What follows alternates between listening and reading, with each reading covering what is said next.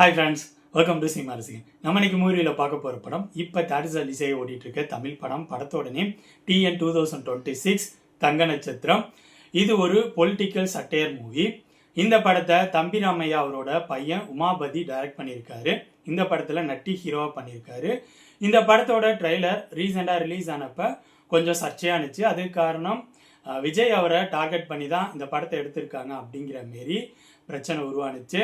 இந்த மாரி பிரச்சனையோட ரிலீஸ் ஆயிருக்க இந்த படத்தோட ஸ்டோரி என்ன, இந்த படம் எப்படி இருந்துச்சு அப்படிங்கிறத பார்க்குறதுக்கு முன்னாடி நான் எப்போதும் ரெக்வஸ்ட் பண்ணுற மாரி இந்த வீடியோ ஃபுல்லாக பாருங்கள். பிடிச்சிருந்தா லைக் பண்ணுங்கள், கமெண்ட் பண்ணுங்கள், அப்படியே என்னோட சேனலை சப்ஸ்கிரைப் பண்ணுங்கள். அது மட்டும் இல்லாமல் என்னோட வீடியோஸ்லாம் உங்களோட ஃப்ரெண்ட்ஸ் ஃபேமிலி மெம்பர்ஸ் எல்லாத்துக்கும் ஷேர் பண்ணுங்கள். உங்களோட சின்ன ஷேர் எனக்கு ரொம்ப சப்போர்ட்டாக இருக்கும். இந்த படத்தோட ஸ்டோரி என்னன்னா, ஹீரோவான நட்டி, அவர் பேர் குல்கந்த் குமார். அவர் நார்த் இந்தியாவிலேருந்து தமிழ் சினிமாவில் நடிகராகணும் அப்படிங்கிற மாரி ட்ரை பண்ணுறாரு. அவரோட ஃபர்ஸ்ட் படத்தை பார்க்குற தம்பி ராமையாவுக்கு அவரோட பர்ஃபார்மன்ஸ் பிடிச்சி போயிடுது. தம்பி ராமையா பெரிய பணக்காரர், எம்ஜிஆர் ஃபேனு.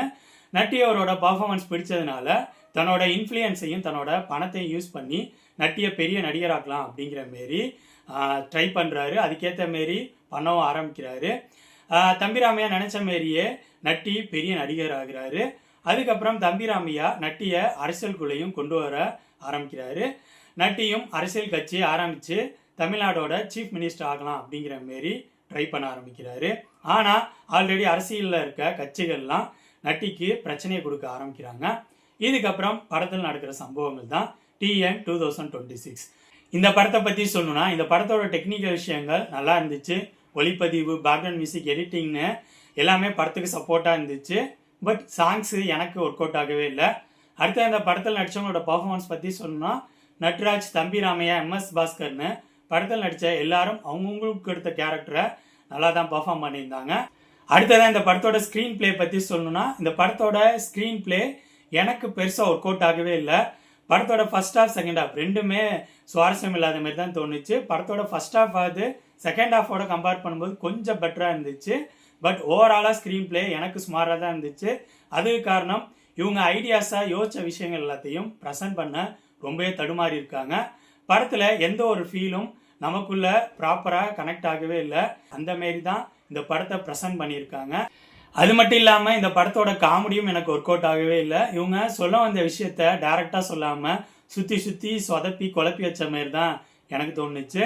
ஓவராலாக சொல்லணும்னா, என்னை பொறுத்த வரைக்கும் இந்த படத்தோட டெக்னிக்கல் விஷயங்கள் ஓகே இருந்துச்சு. படத்தில் நடிச்சவங்களோட பர்ஃபார்மன்ஸ் நல்லா இருந்துச்சு.